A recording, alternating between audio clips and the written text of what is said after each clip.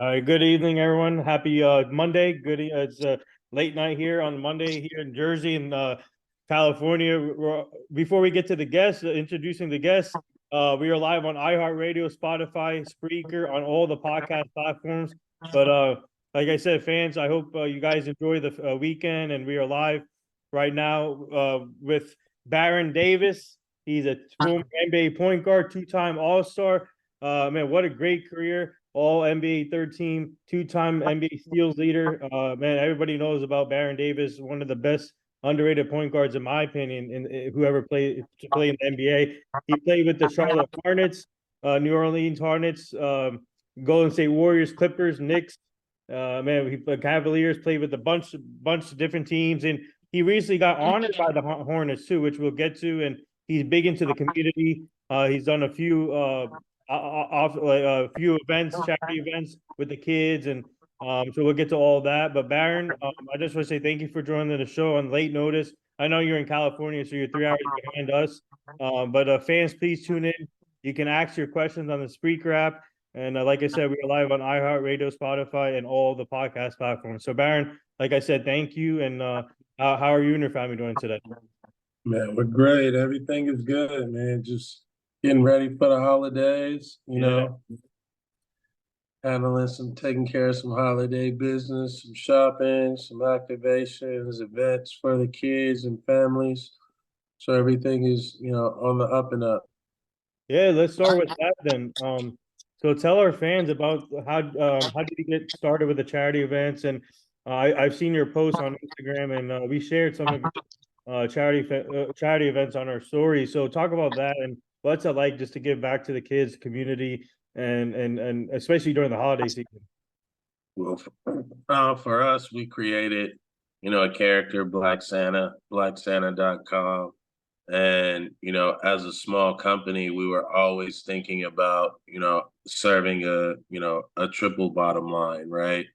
As a for-profit, we wanted to be able to identify the right nonprofits and then identify the right, kids and families in the community that, we could impact, you know what I mean? And so even though we're a small company, charity and give back and taking care of the community and building the story is a big part of, what we believe is about building the brand. And so, now we've been, at this for about 5 or 6 years now, right? And just really it's led us to, some deep insight around how do we impact community, how do we impact culture, how do we allow culture to have, their opportunity to tell the story from their point of view. And so we looked at, the best, most innocent way of teaching, educating, informing is, through kids and family content. And, with that, we launched the character Black Santa, the website blacksanta.com. And now we're getting ready to launch our company called You Wish. And the basis around You Wish is, thinking about, financial literacy and gamifying it into real world experiences for kids. So, a rewards platform that allows kids to, create opportunities for them to learn, earn, and redeem. And, you can redeem those for merchandise, content, different things like that.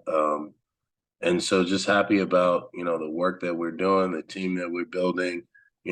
Obviously the holiday season is big for us. And so we're just putting one foot in front of the other, and just kind of grinding. Oh, first of all, congrats on the new launch that's coming. You Wish, and looking forward to that. But congrats to you and your team on doing that. That's big time.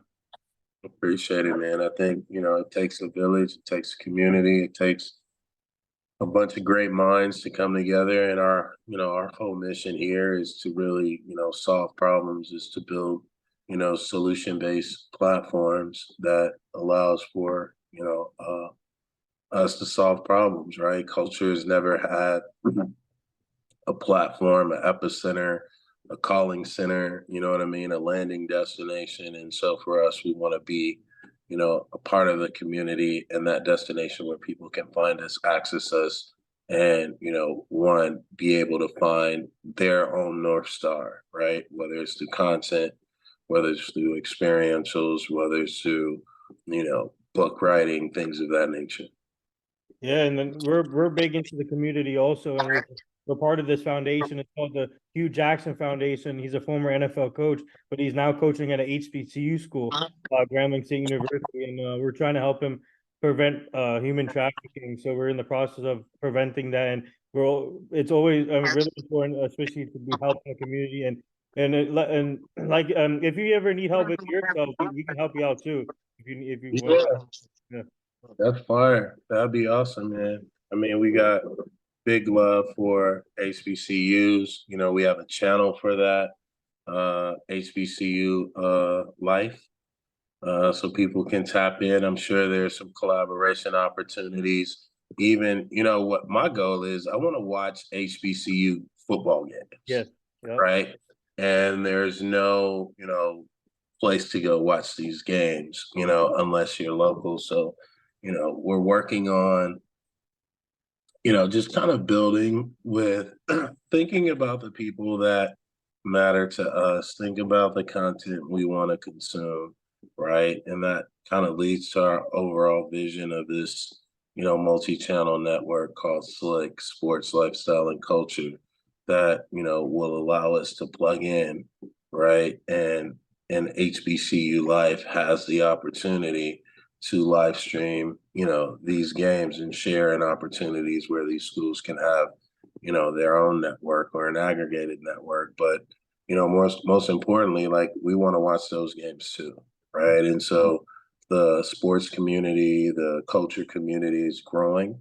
And, once again, it's like if we can build that platform, that landing destination, for these institutions, for these sports teams, for these content creators, that's what we want to be.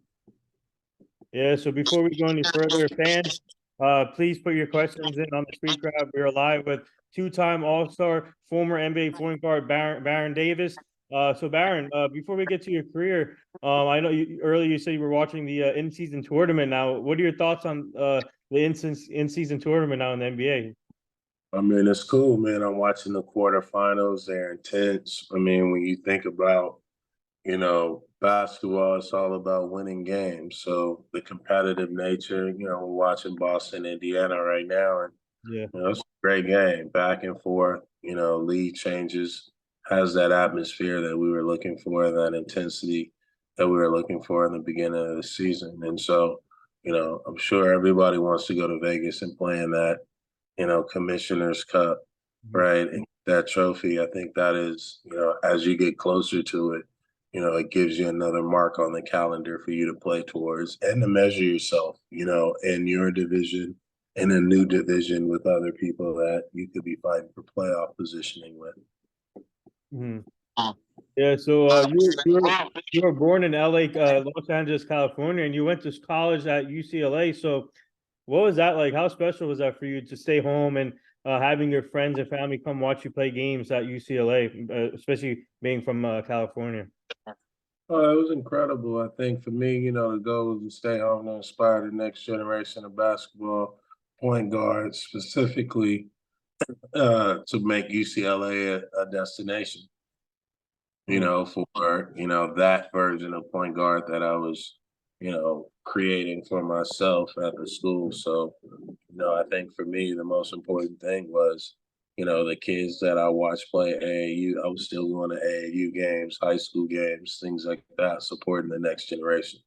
And so, just thinking about UCLA and saying I want UCLA to be, it's a point guard university. I want to carry on that legacy, but reinvent the way point guards play. Yeah, we do have a fan question here on my phone on the app.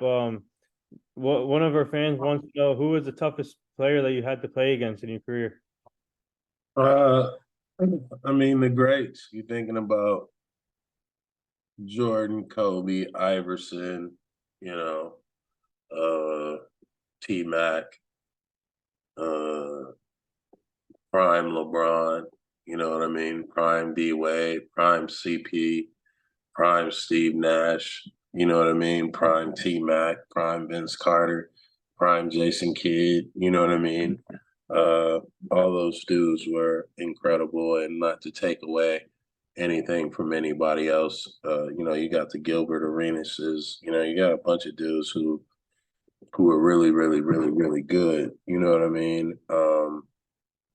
That I had to play, you know, that you have to go up against every night. Stephon Marbury's of the world, right? Darren Williams, Mike Bibby's, like, you know, the list just it continues. There's no drop off, you know, when you're playing in the NBA, because the next person, the next man up is gunning for you, you know, and trying to make a name for themselves. And so for me, it was just stay hungry and, you know, kind of keep that fire burning, no matter who I'm playing against. We got back-to-back questions here from our fans. One of our fans wants to know, where can they find the link to Black Santa? BlackSanta.com. Good looking out. We appreciate the love, support. You know, Yeah, so go whoever so the website is called blacksanta.com. Whoever wants to go support and help out with Baron Davis, please go do that right now. yeah, Blacksanta.com. So, buy something, post, tag me, reposting on my stories. You know, we got a dope little community of people, and you know, we just spreading positivity. I think the most important thing is, you know, in the world that we're living in right now, positivity is, you know, the one thing that we should all be holding on to or grasping for, and trying to find the goodness in each other. And so, you know, that's our mission this holiday season. yeah. And so tell our fans, speaking of UCLA, and it has a lot of rich history there, a great college program, obviously for sports, and you had Russell Westbrook play there, Kevin Love, and what was it like for you to be part of UCLA history? For me, it's an honor, right? You think about, you know, all the greats that come before you. You know, you're associated with, you know, the Kareem, you Yep. know, with Kareem Abdul-Jabbar, Bill Walton, Mhm. Kiki Vandeweghe. Um, you know, who else is there? Uh, you know, you got the Ed O'Bannon. You know what I mean? You know, people like that, Marcus Johnson. Um, you know, and then the new guys, right? When you look at Westbrook, you look at Kevin Love, right? You look at that generation, you know, of guys as well. Um, I mean, for me, it's, you know, Norman Powell, people like that, Darren Collison. Uh, you know, for me, it's just being a part of a legacy, a tradition, you know, and one to be able to share a backcourt, you know, with Earl Watson, who's my best friend still to this day, my brother, you know, was college roomies. You know what I mean? We grew up together. Uh, and to see kind of like that bond continue, you know what I mean? You know, to see Rico Hines, the guys in our class go on to become coaches, you know, trainers, uh, you know, agents. I think, you know, for me, it's podcast hosts when you look at Matt Barnes, right? You know, Yep. it's just, you know, it's a brotherhood, it's a bond. But it's just really being a part of a legacy and, you know, upholding yourself, you know, to the people who came before you and the people who are coming after. The biggest question is, have you been on their podcast yet? Matt Barnes and Steven Jackson. Yep. Uh, All right. That's Definitely. Hey, they do a great job with their podcast. I love the podcast. Yeah, no, it's one of the best podcasts out there. I think, you know, both of those dudes are incredible compliments, you know, and they ask great questions. It's real conversation. Yep. And it's bringing people to a place where they feel like they can be honest, they can be real, you know, and speak their truth, you know what I mean, or tell their story. So, or their side of the story. So I enjoy watching it. You know, I think it's great. You know, I don't really look at it as a podcast anymore. I look at it as a show. You know what I mean? And so, you know, I just think those dudes are doing a phenomenal job. So I have the rest of the list here for UCLA history players who played there. Reggie Miller, you had Henry Bibby, you had Aaron Afalo, uh, underrated defensive player, by the way, Aaron Afalo. You had Pooh Richardson. Yeah, yeah. Yeah, we can keep going, man. I mean, Charles O'Bannon, Ed Oh O'Bannon. no. Oh wow. Uh, Right. uh, Yeah. Jason Campona, I think. Yeah. Capono, you got Jason Capono in there. You got Trevor Ariza in there. You know what I mean? We can keep going. We can keep going, right? You got Jordan Farmar in there, from the Lakers. We can keep going. I mean, we can do the UCLA who Hey, played in. don't forget John Wooden, the great Yeah, John. yeah, John Wooden, that's the godfather of coaching. So, you know what I mean? It's being a part of something that, is like is gonna continue to build, continue, to grow. And, I'm just happy I get to go to the games for free. Hey, you deserve. Hey, you got to go for free, man. You deserve. I mean, they Yeah, like you so got they got to honor the greats who played there. they do a great job. I mean, it's a great program, what they're doing now, the way they're bringing back alumni, and just happy to be a Bruin. Love the direction that they're going with the athletic department, and we got the new Jordan sponsorship. So going to the Big Ten, UCLA gonna be cracking, baby. We we Hey, we yeah, we always been great. there. It's a new destination. I would say that for the Bruins. Yeah, so I had actually I had the opportunity to interview the women's coach there, Corey Close. She was on the show, and then I interviewed Pace Griffin, the quarterback for UCLA, on the show too. So they're heading into the right direction, like you said. And but for you, tell our fans, talk about being drafted by the Hornets in the first round, 1999, third overall pick, and you recently just got honored by the Hornets this year too. So talk about full circle getting drafted by them and then for them to honor you this year with this. One, it's a humbling, experience opportunity because they didn't have to do it. They didn't have to draft me. You know what I mean? And so, just appreciate every moment that, I built in Charlotte. I think it helped me, go from a boy to a man, being out on my own, understanding what I need to do as a professional athlete, made the All-Star game in Charlotte. And then, to be able to come back and the team is back in Charlotte with the Hornets name is, for me, it's just another humbling opportunity, you know what I mean, to just spread love to my family, the people who helped me get there, but most importantly, just, to just like take my kids, right? And so my kids never see me play, it's just an opportunity to share a moment with them, you know what I mean? And, as I get older, opportunities and moments like that really matter. Yeah, so we have another fan question for you. They want to know who was the funniest teammate you played with in the NBA. Uh, I mean, to me, it could be Eldon Campbell. Oh. He probably was the dude who probably made me, like laugh the hardest. You know what I mean? He was by far the funniest dude. Yeah, so can you talk about I'm just curious, how did you take when they changed the name to from the first time you started with the Hornets, it was Charlotte, but they went to New Orleans. But how did you guys take the name change and then eventually going back to Charlotte though, originally? I don't know. That was that wasn't up to me. You know what I mean? Yeah, so tell our fans, what would you say some of your best moments were in the NBA? I would say just playing, man, just being able to hoop. The relationships you form, the bus rides. You know what I mean? Just kind of being like you're on your own, but you're with a group. You know what I mean? It was just, man, you doing what you love. You know what I mean? And so, it was just like the focus of getting to the next game, practicing, things like that. You missed that.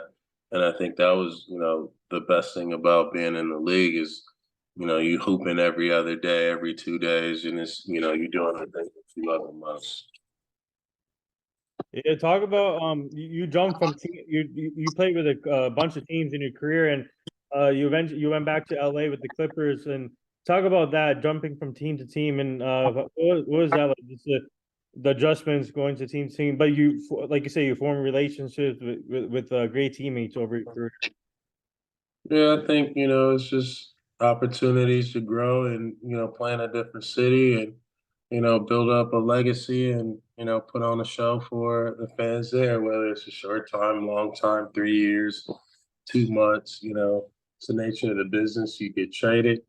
And so, it's you pick up the pieces and you try to be, a positive asset to the next team that you're going to. Yeah, we have another fan question for you. One of our fans wants to know what would you Mm. say your most memorable game that you played in, the one specific game that you played in that you put up the most points. What would you say the best game of your career? One of our fans wants to know. Man, that's a hard one. You know what I mean? I felt like I had more than one that was special, but obviously playoff games or games that are game winners, are probably the more memorable, but just can't really pinpoint and say, oh, that was the best game I've ever played. You know what I mean? I wish I could. I mean, I wish it was the championship and it was the game that won the championship, but uh, it's the hardest thing to do is win a championship, and that's what we're all competing for. So, the best game I played is I don't know, man. You would just have to ask somebody who watched and whatever they thought was my best performance. Do you feel like you can still play? Absolutely. Yeah, let's get you back in the league. That big three. You want to go? Wait, have you considered the big three? No, I'm not gonna do it. Would you consider like a comeback to the NBA? Absolutely, I'll go back to the NBA. I'm not going back to the big three. Absolutely not. So you're not retired yet, right? You're still looking for a team, or Just be. I'm more like gallivanting. okay.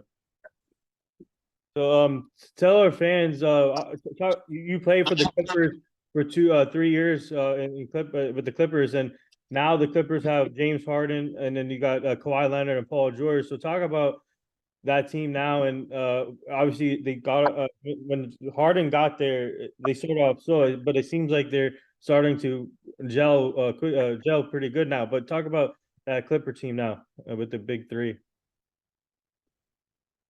I think, they made the adjustment that they felt they needed to make. I think Harden is another dynamic playmaker outside of just a scorer, you know what I mean? And he plays at a pace that, is very complementary to their style. And so the thing with the Clippers is if they're able to outscore you and control the pace, they'll pretty much win the game, because they have better perimeter players. I think they're gonna face problems when they have to play against bigger teams. But if they can get the stops and be scrappy, it's going to be a tough matchup for them. Especially James Harden is somebody you have to double team. Kawhi Leonard is somebody you have to double team, and you can't double team everybody on the floor. So, it leaves multiple opportunities for their other great players. And Paul George is somebody that you have to double team. So, you're looking at a team that should get a lot of open shots, a lot of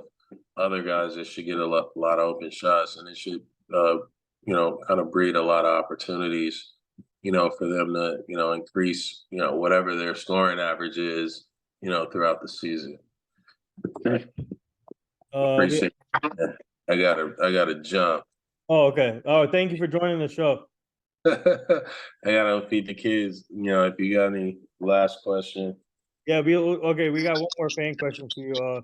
One of our fans wants to know what did it mean for you to be a McDonald's All American? They want to know. It was cool, man. That was super cool. I think at the time it was probably like the biggest thing in life. You Yeah. know what I mean? Because in high school I kind of started from the bottom. My senior year I was ranked like 27th in Southern California. You know what I mean? And so it was like for me just a constant climb, and to be recognized, you know, among some of the best high school players in the country at that time was probably the biggest moment of my career. You know what I mean? That's when I was like, yo, I'm one step closer to college, one step closer to the league. Yeah, well, yeah, thank you. Thank you for joining the show, Baron. That it was awesome, and keep up the great work. And obviously, we'll help you out with your the Black Santa and continued success. And we'll stay connected. And if you ever need help with your charity events, we'll help you out there, sharing your stuff on our story, and then probably collab also. And then I'll send you the foundation that we're part of, so you can check it out too. Well, I appreciate you, boss. Thank you. All right.